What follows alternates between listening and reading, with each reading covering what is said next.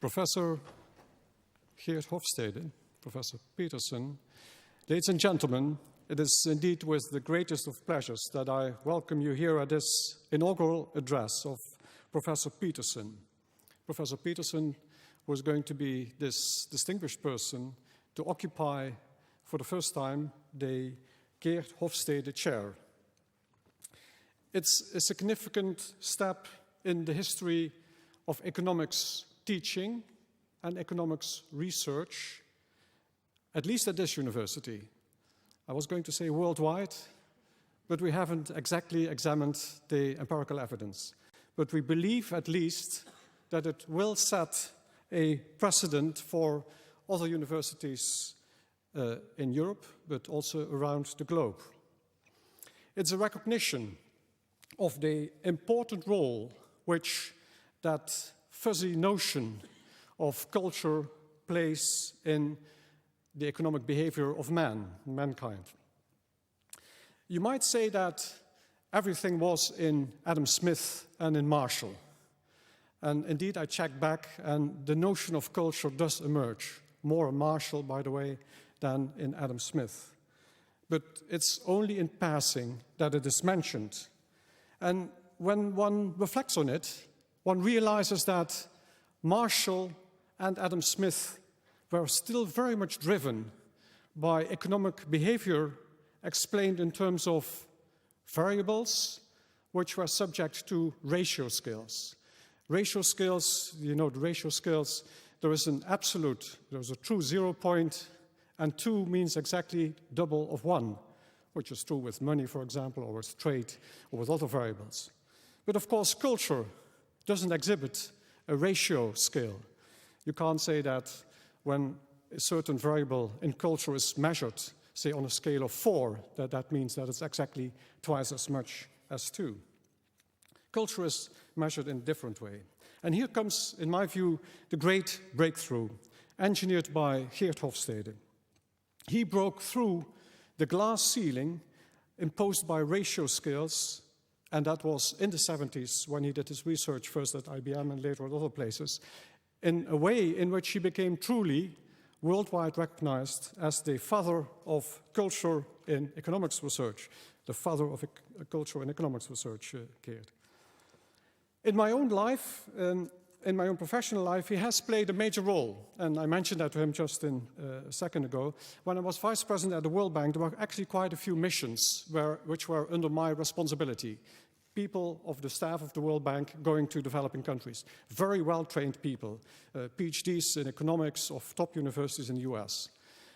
I always would have a stack of the books of Geert Hofstede in a corner of my room, which was the book Culture and Organizations. It's actually very readable, it's very thin, I can really advise it. This is time for a commercial here. And I would give it along, and I would actually say I'm going to take a test on this, but I never did. But I did get a lot of reflections. World Bank staff have to interact with often ministers of finance, top civil servants in developing countries, and they found it extremely useful to have beyond their excellent training in economics also this notion of what kind of culture is around in this country. Once again, ladies and gentlemen, today for our university, an important day. Geert's contribution to our university, where he worked from 1989 to 1993, is now going to be formally continued by means of a Geert Hofstede chair. It's like a monument for a person who's still alive. That doesn't happen too often here, these monuments, but he deserves it as a personal honor. But we, as a university, as an academic community in the Netherlands and in Europe, we feel that this is also for our benefit, by its focus on the important theme of culture on our behavior. Thank you very much, Geert, for all the work you have done, and a warm welcome, ladies and gentlemen, to Geert Hofstede.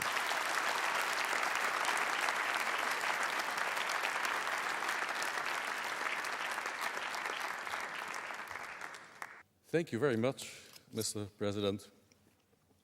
Dear audience, on the 5th of June, 1568, this week, 438 years ago, Lamoral, Count of Egmont, and Philip, Count of Hoorn, were beheaded on the market square of Brussels by order of the Duke of Alva, who represented King Philip II of Spain. King Philip, who was the overlord of the Low Countries, tried to re-establish absolute authority over his territories, and this brought him into conflict with the high nobility of the Low Countries. The problems were confounded by the Reformation, in which many people in the Low Countries had converted themselves to Calvinism, while the king saw himself as the upholder of the Roman Catholic faith. Egmont and Hoorn had earlier taken a petition from the Dutch nobility to the king. Both were devout Catholics who had served the king loyally for many years. They had fought against the French in the Spanish army. After the counts had returned to the Low Countries, the king sent the Duke of Alva behind them to re-establish order. When this happened, their friend and colleague, Prince William of Orange, warned Egmont and Hoorn that they were no longer safe. He himself went temporarily into hiding in Germany. And the story goes that when they parted, Egmont said, "Farewell, Prince without a country," and Orange replied, "Farewell, Count without a head." The beheading of Egmont and Hoorn shocked Europe at the time and marked the beginning of the Dutch revolt. In our country, we call it the 80 Years' War. It eventually led to sovereignty for what is now the Netherlands and its first separation from what is now Belgium. In the context of today's theme, I invite you to interpret it as an incident of cultural diversity. Egmont and Hoorn came from a society where rulers were expected to at least listen to their loyal subjects' arguments. King Philip and Alva represented a society where a king could expect blind obedience, and anything less counted as lese majesty. The societies of the counts and the king differed catastrophically on the cultural dimension of power distance. Power distance is the extent to which the less powerful members of institutions and organizations within a country expect and accept that power is distributed unequally. In entrusting themselves to their sovereign, the counts made a cultural error of judgment which cost them their heads. Cultural errors of judgment have probably been made ever since humanity split into two tribes, and they have cost many heads. Let me give you 4 more and more recent examples. My second example deals with another leader of the Low Countries, Mr. Ruud Lubbers, one of the most successful and respected prime ministers the Netherlands have known. Leading 3 successive cabinets from 1982 to 1994, with 12 years of tenure, he was the longest-serving premier since our kingdom was founded. He counts as the architect of the polder model of consensus-seeking in industrial relations, which provided our country with years of prosperity. In 1995, he was nominated for the job of Secretary-General of NATO. To the indignation of the Dutch government and public opinion, the American government turned him down. Our leading newspaper, NRC Handelsblad, reported on its front page of Saturday, the 6th January of 1996, this is my translation, "Lubbers' rejection disturbs relationship with USA." According to an American government official who had been present at the application interview, Lubbers showed himself unfamiliar with important NATO issues. The spokesman said he was vague. I know he was a Prime Minister of the Netherlands for some 10 years, but he did not impress us as a powerful leader. End of newspaper citation. A book about cultural diversity, written years before Lubber's application interview, contains the following text. Dutch and American society are reasonably similar on the dimension of power distance, but they differ considerably on another dimension called masculinity versus femininity, which opposes, among other things, the desirability of assertive behavior against the desirability of modest behavior. American society is staunchly masculine, Dutch society one of the most feminine in the world. American applicants to Dutch eyes oversell themselves. Dutch applicants in American eyes undersell themselves. They count on the interviewer to find out by asking how good they really are. They are very careful not to be seen as braggarts. The scenario for cross-cultural misunderstanding is quite clear. To an uninitiated American interviewer, an uninitiated Dutch applicant comes across as a sucker. To an uninitiated Dutch interviewer, an uninitiated American applicant comes across as a braggart. End of book citation. Unfortunately, Mr. Lubbers had not read this warning, or if he had, he did not expect it to apply to a former Prime Minister. 6 years later, in 2001, Mr. Lubbers became the 9th High Commissioner for Refugees of the United Nations, and again he was highly respected for the way he executed his task, this time as a champion for the victims of repression, whose interests he represented, if necessary, against actions by powerful states. But unfortunately, he once more suffered from a cultural difference between the USA and the Netherlands. Masculine societies tend to be prudish about sexuality. In the USA, sexual harassment is a big legal issue. Holland, like the Nordic countries, is a feminine society, and we don't even have a word for harassment. A Danish woman once explained to me, either she likes it and then there is no problem, or she doesn't like it and then she will tell him to go to hell. Lubbers, unfortunately, permitted himself a liberty which he could have got away with in Holland, but he did it towards an American female employee who did not tell him to go to hell, but filed a formal complaint. This cultural error of judgment cost him his job and deprived the United Nations of one of their best high commissioners ever. My third incident of cultural diversity is what happened on the 11th of September 2001. 19 mostly Saudi terrorists, only armed with Stanley pocket knives, hijacked 4 US airplanes on regular scheduled flights and used them as bombs to destroy the Twin Towers in New York and part of the Pentagon in Washington, D.C.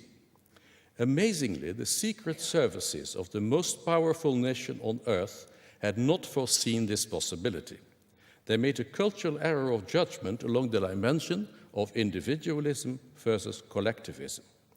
Individualism stands for a society in which the ties between individuals are loose. American society fosters extreme individualism. A person is supposed to think in terms of I, to look after his or her own interests, and certainly after his or her own life. The Middle Eastern societies from which the terrorists came are collectivist. Collectivism stands for a society in which people from birth onwards are integrated into strong, cohesive in-groups and have learned to think in terms of we. A scenario in which individuals would collectively sacrifice themselves to damage their adversary had been simply unthinkable for a secret service consisting of Americans brought up in an individualist society. My fourth incident is the war in Iraq. When in March 2003, the USA and Britain started a war in Iraq, France and Germany refused to support them. Defense Secretary Donald Rumsfeld scolded them as the old Europe. As we all know, the Iraqi war proved a nightmare in terms of American lives lost, Iraqi civilians killed, a cost to the US taxpayer of so far $300 billion, no evidence of weapons of mass destruction found, and a civil war with no end in sight. The cultural error of judgment this time relates to the dimension of long-term versus short-term orientation. Messrs. Bush and Blair, who took the decision to attack Iraq, both grew up in short-term oriented cultures. Short-term orientation stands for focusing on the present, if not on the past. This mindset is found to an extreme extent in African and Muslim societies. Its opposite, long-term orientation, aims at future rewards through adapting to new realities, saving and perseverance. It is mainly found in East and Southeast Asian societies. Most European societies are somewhere between these poles, but in comparison, British and US cultures are shorter-term oriented. Quarterly results, for example, are an Anglo-American invention, and in both the USA and in Britain, national traditions play a more important role in public opinion than in most of the rest of Europe. The English language needs 4 words to describe the day after tomorrow. Unlike Dutch overmorgen, German übermorgen, French après-demain, Italian dopodomani, or Russian послезавтра. In the decision to start the Iraqi war, short-term orientation took its revenge. My 5th example of a cultural error of judgment is quite recent. It deals with the Danish cartoons. On September 30, 2005, the Danish business newspaper Jyllands-Posten published political cartoons featuring Mohammed and Islam. An Egyptian fundamentalist imam in Copenhagen, who had got asylum in Denmark as a refugee and did not speak Danish, saw the cartoons, took offense and alarmed the Muslim world. 3 months later, the incident had escalated to Denmark's worst diplomatic crisis since World War II, with embassies burned, even Norwegian ones, several demonstrators killed, and millions of kroner lost in missed export to Muslim countries. The cultural error of judgment this time related to the dimension of uncertainty avoidance. Uncertainty avoidance is the extent to which members of a culture feel threatened by unknown or ambiguous situations. It relates to intolerance. Danes grow up in one of the most tolerant societies in the world, with an extremely weak uncertainty avoidance. The editor of Jyllands-Posten did not realize that his cartoons, made for Danes, would be seen by people with a very different mindset.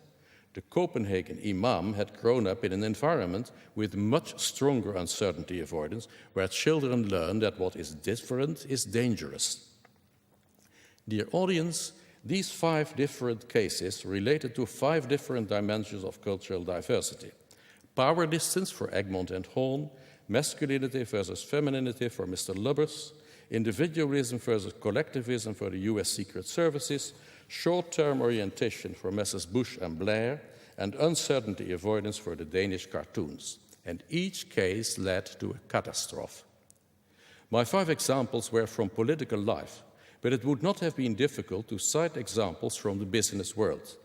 Decisions about international mergers and acquisitions, more often than not, seem to be based on cultural errors of judgment and lead to the destruction of capital. Decisions about expatriation of managers can destroy their family life, apart from any damage the expatriates may cause to their company and to its foreign employees. Decisions about handling employees from minority groups may cause misunderstandings, be seen as discrimination, and lead to loss of productivity.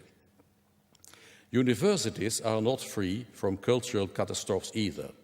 Teaching in a different cultural environment is not easy, and studying abroad can be very tough. In 1997, I was asked by the universities of Maastricht in the Netherlands and Diepenbeek in Belgium to advise them about the cultural pitfalls of a possible joint venture. The project, which in 2001 became the Transnationale Universiteit Limburg, the TUL. Reading what has been written about the pains of the TUL, I fear my warnings contributed little to prevent predictable problems. Ladies and gentlemen, cultural diversity is more often a source of trouble than a source of pleasure. Nevertheless, we have to live with it and make the best of it. In the past 25 years, an academic discipline of cross-cultural research and intercultural communication and cooperation has grown. It aims at helping future politicians, business leaders, and educators in their handling of cultural diversity, so that future generations of leaders will not repeat the errors of their predecessors. 13 years ago, the University of Maastricht was less concerned about international quality than it is now, and it missed a historic opportunity to become a center of excellence in this field. Fortunately, its present leaders want to make a new start with a chair of cultural diversity. I feel honored and pleased that this chair will carry my name. But I'm equally pleased and thrilled that the first holder of the new chair will be Dr. Mark Peterson. During the past years, I have admired his scholarship, his judgment, his clear writing, and his gentle personality. He has this habit, rare among professors, to read the books of other professors. I cannot think of anybody within the worldwide community of cross-culturalists whom I would trust more with building a center of competence in cultural diversity at this university.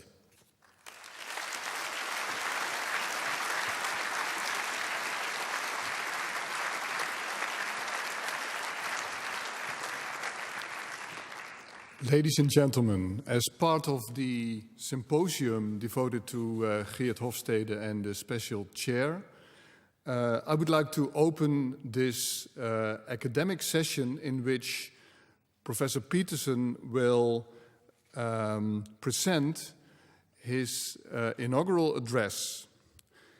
Professor Peterson is professor at Florida Atlantic University and is the first chairholder of the chair, Geert Hofstede Chair on Cultural Diversity, established by the Faculty of Economics and Business Administration and the University of Maastricht.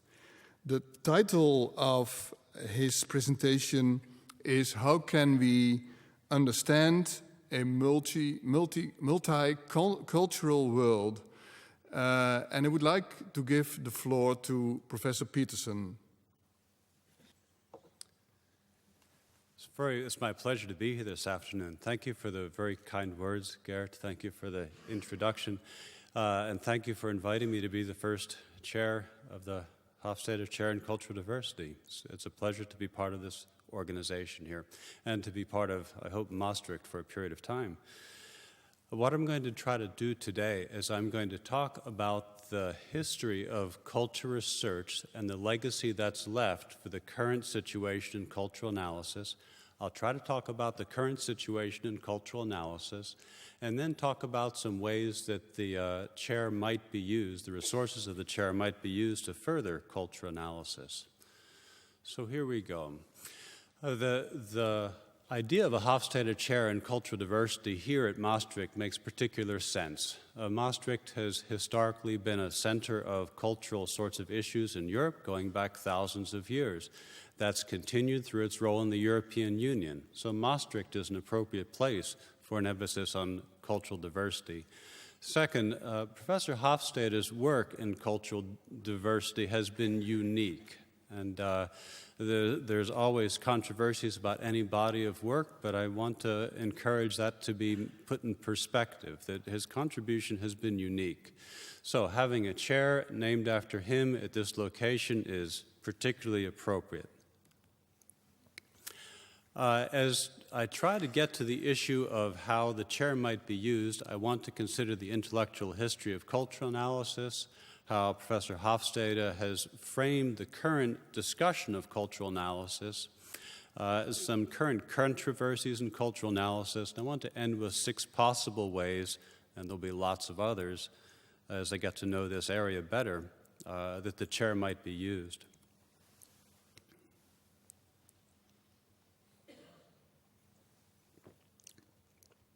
I'd like to take the history of cultural analysis back to the 19th century. The 19th century cultural analysis is important because I think it sets the stage for some issues that continue to concern people when we try to think about culture. I find that 19th century intellectual tradition and cultural analysis tended to be self-referential in ways that I'll show you, self-promoting, and used 4 main categories, implicitly at least, of cultural analysis. The first category is we ourselves. Here's a quote from Macaulay, who wrote perhaps the most influential history of England. And you'll see from the quote, I won't read it, but you'll see from the quote that the purpose of historical analysis, this is not a trivial book, this is the predominant analysis of history, world history in Britain through the 19th century, was how Britain is better than anyone else. Yes? I can find the same kind of literature in the US. I bet you can find the same kind of literature in the Netherlands. I can find the same kind of literature in Germany. I can find the same kind of literature in Japan. So cultural analysis is to promote the goodness of our own culture. Here's another category of cultural analysis. There's a cultural treatment in the 19th century of our friends. Here's a quote from a diplomat and a novelist from Hungary. And Hungary, of course, was a bridge between Western Europe and the East. Rokeach creates a character, Baron Leonard Rokeach, and this character combines characteristics of 5 societies that are friendly to Hungary. And I want to point out that these are cheerful, pleasant, happy things. Each society has its quirks, its idiosyncrasies, but there are friends and they're okay. I won't show you quotes for the next 2 because they become increasingly abrasive. If you read Macaulay's discussion of Spain, you'll see a number of contrasts because Spain is the enemy at the time Macaulay is writing. One of the contrasts is the way England treated its colonies compared to the way Spain treated its own colonies. The distinction is that Spain is an enemy. Spain is civilized. We can understand it. It has a literature. It has art. It has a social structure that we can understand, but it's villainous. And the enemy's villainy justifies aggression.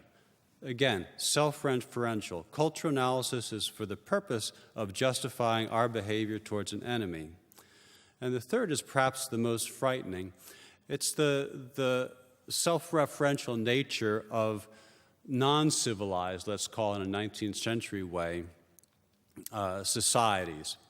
So this is a quote from Margaret Mead as she's working for the United Nations in the 1950s, reflecting on what happens when a society treats another society as being an inferior species.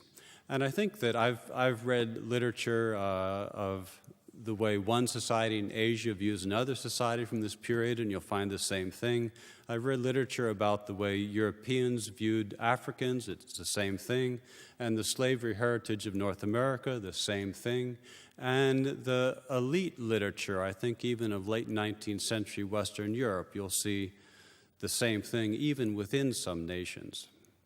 So the point of this is that a considerable amount of cultural analysis that was central to 19th century analysis, but you can see vestiges of it through the 20th century and into the present, have characteristics that don't bode well for cultural analysis. Now, the issue is, should we analyze culture systematically? That's the last one on the bottom. Or when we analyze culture systematically, are we going to find ourselves getting into this self-referential, we are good, the other party is bad difficulty? How has the world reacted to that? Well, I'm most familiar with the U.S. reactions to those sorts of difficulties. That is, a difficulty in identifying particular characteristics of culture for fear that doing so could do damage. One was the melting pot reaction characteristic of the United States through the, say, 1950s. And that orientation is that when somebody comes to the United States, they leave their home culture, they leave their home country, and they become Americans, and everything prior is gone. That had some blindness to it. A more recent one is cultural diversity. That is, the cultural uniqueness of multiple groups are respected, but it's inappropriate to specify what the characteristics are of different cultural groups. Doing so is profiling. If you engage in profiling and you're a business, then you're going to have legal problems. And similarly, this political correctness issue is that you can't specify anything about another society except to generally recognize that that it may be unique from your own society. I'm less familiar with the situation in Europe, but I understand that there may be some of these elements in the multiculturalism norm in Europe. I don't know if it's legitimate to specify distinctive cultural characteristics of different groups. You'd have to tell me. Another response is to deny the significance of culture altogether by taking the position that each person has a unique personality. We need to get to know each person in their own integrity. That has some positives to it. A particular limitation is that unless you're familiar with lots and lots of societies, each person is unique, tends to be with reference to your own culture as a starting point. So the issue is systematic cultural analysis destructive? And looking just at the 19th century, there'd be some reason to think that it is. I'm going to turn towards the end of the 19th century through the middle of the 20th century. During this period of time, there's an emergence of a number of alternative sciences. The social sciences become differentiated. It's just not philosophy and history anymore. We start to develop sociology, economics, psychology, and so on. Each of these begins to develop a perspective on culture. So the issue is, as these new social sciences developed, are there alternatives to understanding culture besides the self-serving nature of 19th century work? Of course, there are proto-scientific elements in 19th century views. By that I mean that there's some system involved. The Macaulay analysis of history is systematic. That's an important part of science. The Macaulay analysis attempts at verification across multiple documents. There's proto-scientific elements in previous analyses. But during the late 19th century through the 20th century, a whole set of social science methods develop. The correlation coefficient gets invented. Methods of counting things in anthropology develop. Lots of methods develop. In addition, as part of developing social science, some norms, practices, and values come to be adopted, which particularly try to limit the self-serving bias that was characteristic in the early analyses. So these norms become institutionalized and become part of what universities do. So a number of things begin to create social sciences and social science views of culture. One alternative is the anthropological or the anthropological views of culture. And there are a number of these, and each of them continues to develop and has gone beyond the introduction I'm going to give here. One is that there was a quantitative tradition in ethnography in the anthropological analysis of culture. That quantitative tradition involved counting artifacts, counting visible indicators of a culture, and try to infer what happened in a culture from countable artifacts. Another was development of functional theories. Functional theories identified issues that societies must deal with, or issues that organizations must deal with, or issues that people must deal with. That is, things inherent in the nature of an individual organization or society that they must deal with in order to survive. Things like being able to acquire food and such. So a set of functional ethnographies developed. The critical approach to cultural analysis was turned on its head. Instead of doing cultural analysis to criticize the foreign society, critical analysis switched around to use cultural analysis to criticize one's own society. And a well-known example of is Margaret Mead's Coming of Age in Samoa. So one alternative was the anthropological set of approaches to culture, and they continue.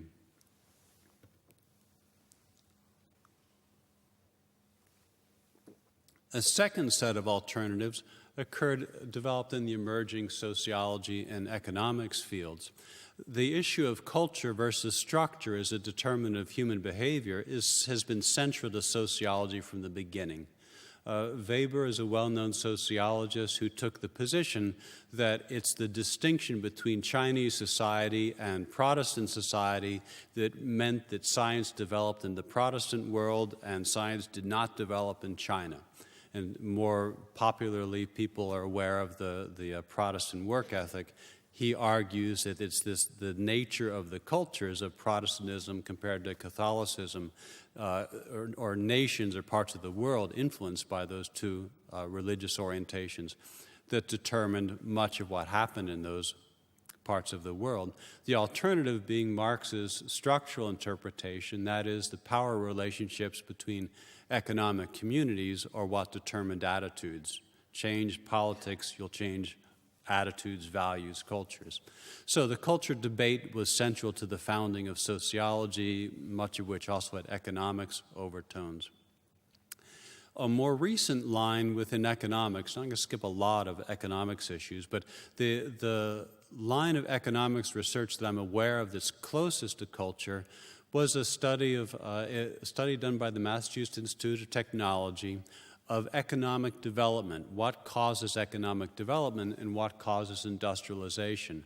Among the issues were, is it technology and the spread of technology per se that changes the world, or does culture affect what it is, what technologies are introduced and what technologies are resisted? And I've put two quotes from the conclusions, the 1975 conclusions of this project there, both of which say that culture doesn't matter, that industrialization has a commanding logic such that Japan, the United States, Germany, and the Netherlands are all becoming the same. Yes? Well, maybe. Maybe as a long-run tendency, yeah? Add 5,000 years. But maybe not.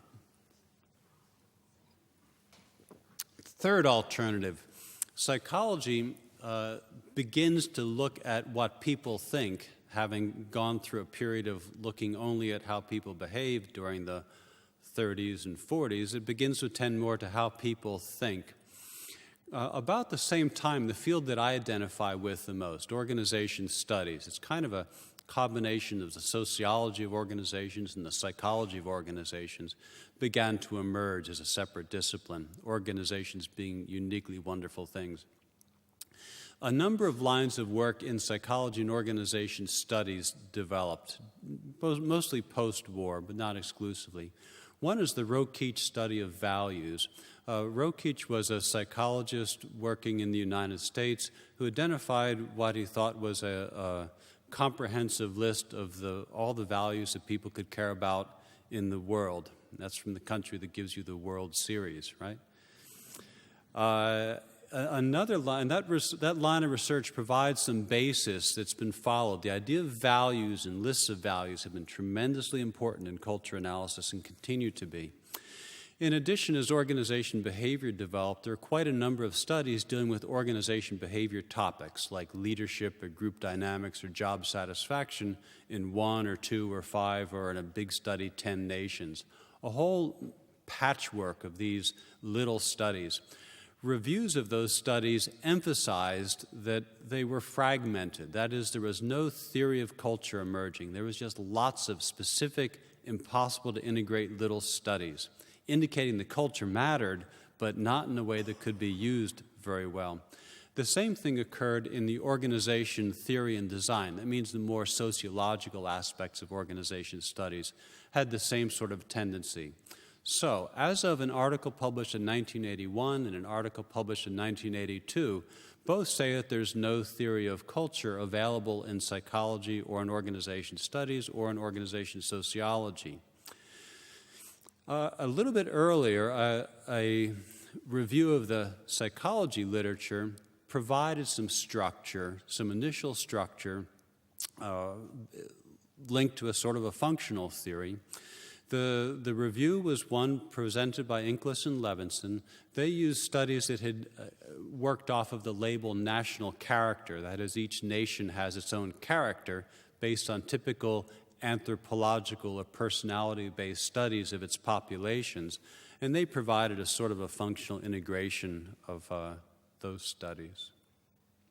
So there are 3 main alternative approaches to culture analysis, let's say, through 1980. Each one of them has some limitations, mostly from the standpoint of the sorts of things that I'm personally most interested in. That is, the standpoint of understanding how organizations operate, how people in different organizations interact across national boundaries. each has other strengths and weaknesses from other standpoints, such as a standpoint of societal critique. Cultural anthropology had especially taken on the label of cultural studies. However, the nature of the work in cultural anthropology through about 1980, the time I'm talking about, was it focused on small societies, distant societies from large technologically developed nations, and ancient societies. Cultural anthropology had switched to being critical from being self-justifying, but was still self-referential to a large degree. What can we learn about our society from another society, one at a time? The analyses within sociology and economics had been bogged down by, and in my view, tied to, the politics of industrialization. That is, how do we promote industrialization? How do we stop industrialization? Or is industrialization good? The psychology and organization study literature, as I mentioned, was fragmented. It very strongly emphasized individual personality comparisons, was tied to the label national character, that some nations had a good character, never explicitly stated but implicit because of the word character. Some nations didn't have a good character, some nations lacked character. The character word was unfortunate. And the psychology and organization studies literature tended to be centered in U.S. research, partly because, as one of my British colleagues who I work with closely indicated, there were more social psychologists at the University of Michigan in 1970 than there were in Britain. So,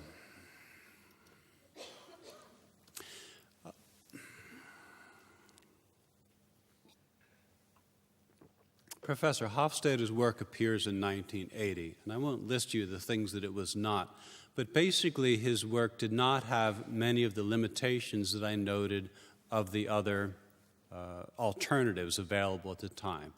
He presented an integrative theory linked to a functional view of societies, and that was helpful. He also provided measures that could be mapped onto individual nations, and that was helpful. None of that existed before.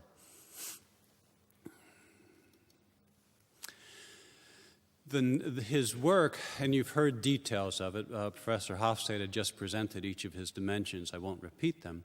His work has framed subsequent culture analysis. It's been what we talk about sometimes as paradigmatic. Most analyses of culture in organization studies are in reaction to some aspect or other of Professor Hofstede's work. So today, the literature in organization studies is largely separated from cultural self-justification or from cultural critique. There's an occasional exception. Sometimes people in Europe or the United States will study Japan to find out what we can learn from Japan. A little bit of a self-critique element. But that's not so central. Like Hofstede's work, most cultural analysis is now separated from a cultural self-orientation. Cultural dimensions now in the several alternative studies that I'm aware of, major multiple country studies that I'm aware of, that are in effect the competitors of Professor Hofstede's study, are all linked to social functions. There are different functional frameworks available, and I can find you a culture analysis scheme linked to each major functional theory of culture. Cultural analysis, for good or for ill, and sometimes for ill, is linked to configurations of typical values, attitudes, and beliefs. Sometimes that's simplified to be averages of values, attitudes, and beliefs, and that's not closely related to Professor Hofstede's work, but often more appropriate configurations mapped at the nation level. I'm alluding to some technical things. If you don't know what I'm talking about, you're not missing much. Culture analysis is, if you know what I'm talking about, you better understand that you'll be tested. Cultural analysis is also, in competing projects, still measured off of surveys administered to individuals. The question came up as, are there alternatives to Professor Hofstede's analysis of IBM? And yes, there are. So, given the legacy that Professor Hofstede has given us, given the risks of culture analysis, what are some things that might be done with the resources of this chair? Well, one of the things to continue to do is work on clarifying the links between individuals and societal cultures. I'm pulling out an example here from Professor Hofstede's measure of power distance.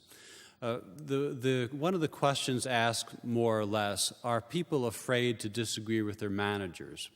Well, is a person who says they're afraid to disagree with their managers a large power distance person? No. At the individual level, the concept of power distance measured in this way doesn't make sense. Is a person or are people who express this fear likely to be part of a large power distance system? Yes. If you have if a society has 20% of its people that are afraid to disagree with their superiors, that society may be a larger power distance society than a society where only 5% of the people are afraid of retribution, retaliation, and having their lives destroyed by an overly powerful, aggressive boss. Okay? It doesn't mean that 80% of any society expresses that fear. His concepts fundamentally are meaningful at the nation level as characteristics of society. They're not meaningful in the same way at the individual level. This relationship between individual level and societal level characteristics of culture is radically misunderstood by culture scholars in organization studies, and we persist in re-explaining that over and over and over again, and we'll continue. There's another problem, though, or another issue, though. How does a nation's culture affect individuals? And I'd suggest that it affects individuals just as strongly and just as inevitably as does language. So think with me when you were very, very young. How did you decide which first language to pick? Yeah? It was determined without your choice, regardless of any volition at all of your own, determined and caused by your society. Okay? I'm going to suggest to you that many aspects of your life are determined and caused by your society in a way over which you have no influence, no control, and had no choice. Nevertheless, of course, your attitudes about your language can vary, your feelings about your culture can vary. They can vary a lot, but there's some things about the fundamental ways that people learn to think that are affected and determined by their culture. And there's still debates and discussions to go through about that issue, in part as cognitive psychology has advanced and we know more about socialization and the way to talk about cognition than was available when Professor Hofstede first wrote his book. Another possibility is to try to work on the process of improving culture representations. There are continuing discussions about societal cultures and the best way to represent them. There are continuing debates about whether something is missing in Professor Hofstede's version of power distance. And the chair, it would be appropriate to continue being involved in those debates. Someone earlier asked what other projects are available. There's an extensive project about values held by teachers and students. There's another project that's 80-country survey, I believe now, dealing largely with political and societal social values. There's yet another project published about a year and a half ago dealing with the values and perceptions of managers in about 60 nations. So it makes sense for the chair to continue to participate in discussions about how best to represent culture characteristics. There's also something that Professor Hofstede suggests, but is not as well known for as he is known for his dimensions, and that is that it's useful to have more descriptive, more comprehensive analyses of individual societies, because I've been in Maastricht for 4 days. I need more than know where the Netherlands fits on the culture dimension map to know how to behave in Maastricht. Yeah? So there's room for qualitative analyses. I find it very helpful to know which way is north, south, east, and west. Having dimensions I find helpful to get culturally oriented, but there's much more that needs to be done. So, continuing to do qualitative ethnographies to flesh out the quantitative orienting maps. Another is to reconsider cultural boundaries. In my view, nation-states have been a tremendously influential social intervention. I think y'all care a lot whether you are living in France, Belgium, the Netherlands, or Germany. I bet you do. And I bet that many of you would be quite distraught if the nation that you're in, that Maastricht is in, suddenly were to change. Nation states matter a lot. However, there's a lot of other aspects of culture or boundaries around culture that matter too. That alternative histories, that is background information that comes through your family, that's linked to an ethnic community or religious community, some kind of background that you're part of, that matters too. Alternative identities matter. So sorting out the relative significance of nation and other identities and other cultural background characteristics, that's another useful thing for the chair to pursue. Similarly, going in the other direction, pursuing configurations of nations may be useful. That is, are there clusters of nations that we can think of as being similar enough so that I don't have to remember cultural specifics for 220 nations of the world? I can't do that. Some of you may be smarter than me, but I can't do that. So looking for configurations, sets of nations, clusters of nations could be a useful thing.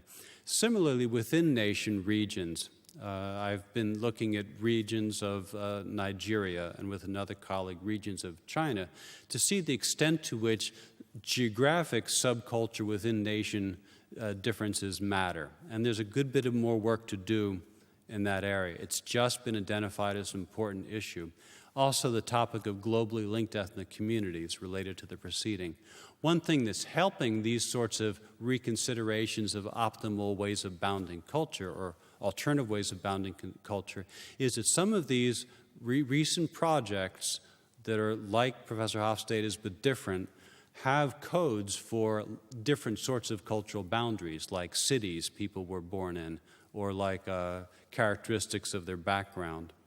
So that may be possible to do increasingly. Another is to model intercultural dynamics, and to a number of ends noted there. But this is a particularly difficult sort of a problem because I know that I adapt my behavior in anticipation of a cultural characteristic of another party, just as I know the people that I've worked with here in Maastricht for the last 4 days have been very kind in adapting their behavior to me. So the intercultural dynamics is interesting to model. Nevertheless, we know our home cultures well. We have intuitions about how to behave in our home cultures well, and our intuition and ability to behave in an appropriate way, despite how much we want to, for another culture, are limited. So your own culture matters in intercultural interactions. Also, there's lots of parts of the world that still are inadequately represented in culture analysis projects and about which we still need to make guesses. I work in South Florida most of the time. I don't have good culture information about Trinidad, this is a fairly big nation, about Antigua. There's lots of places that I have to tell students, well, maybe it's like Jamaica, when I know it's not, or only semi-like Jamaica. There's lots of more information to collect. That will be especially true as we identify subculture differences that may matter.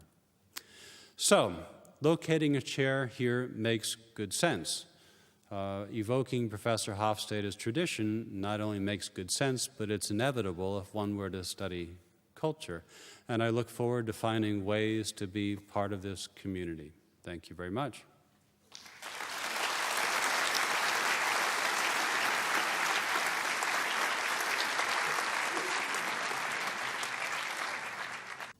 Thank you, Professor Peterson, for your inaugural address. I think there is potential, and there is potential within the Faculty of Economics and Business Administration, but there is also potential at other faculties within the University of Maastricht.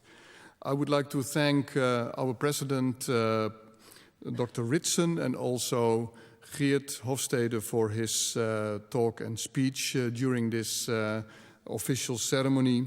And I would like to thank again Professor Peterson for his inaugural speech. Hereby I would like to close this academic part of this symposium.